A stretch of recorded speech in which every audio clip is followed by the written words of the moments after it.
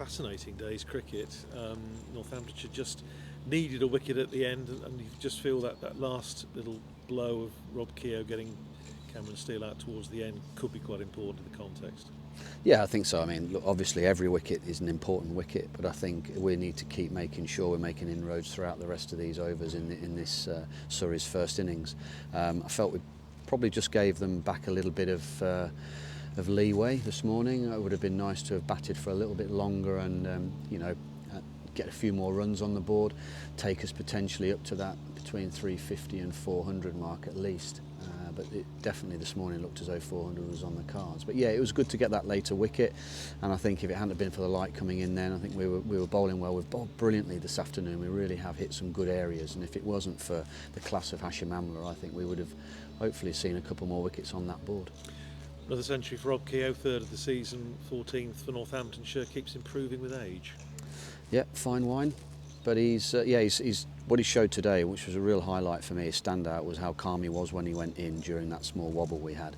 We lost a couple of quick wickets together, and it's not easy against top of the table teams and very strong bowling lineups to go in and rebuild when you know they're not going to give you any loose deliveries.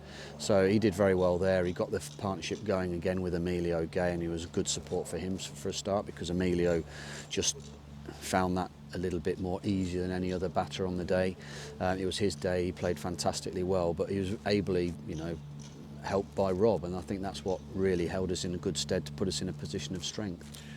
Just 11 runs short of a fourth batting bonus point, with, as you say, every point vital. I imagine that was just a little bit disappointing. Yeah, it was, considering we were looking, without saying this is what we're going to get, because you still have to work hard. It's about the processes and what you do to get to your final score, and the scoreboard looks after itself if you play well enough. 11 runs short, it's a little bit niggly, because it shouldn't really have been left to the lower order to get those runs. I think those 11 runs should have been accumulated during a partnership early on, and we just, like I said, I want to call them soft dismissals. I just don't think they were particularly smart, a couple of the lads, with their decisions and how they were playing the situation on the morning. As far as the game itself is concerned, at the halfway stage, despite losing some time, it's fairly well advanced. Yeah, it is, yeah. I mean, it's probably say pretty even at the moment, isn't it? It could go either way. The old adage, if you put two on it, it could swing in our favour very dramatically. If we struggle to take wickets early tomorrow, then it could be Surrey taking the advantage and getting a little bit ahead of us. So, again, I think it's evens going into tomorrow morning. Just a word about the pitch, because we did mention the dismissal of Cameron Steele, the ball turned. Just the old one also doesn't seem to have bounced a great deal. How have you been viewing it from up top?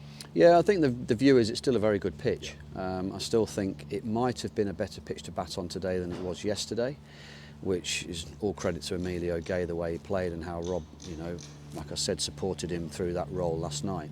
The ball that spun to dismiss Cameron Steele actually clipped one of Jack White's footholes from round the wicket, so I don't think it's spinning that dramatically from straight. But yeah, I think that wear and tear and deterioration is what you're going to get naturally in the game anyway. So it's probably going to be one of those pitches where it becomes harder to score when you bowl fuller and straighter, and you probably need to set slightly different fields. But both attacks, they're similar in a lot of ways, but Surrey's attack has a little bit more height about it, and I think they've exposed a little bit more bounce, a couple of our dismissals along the way.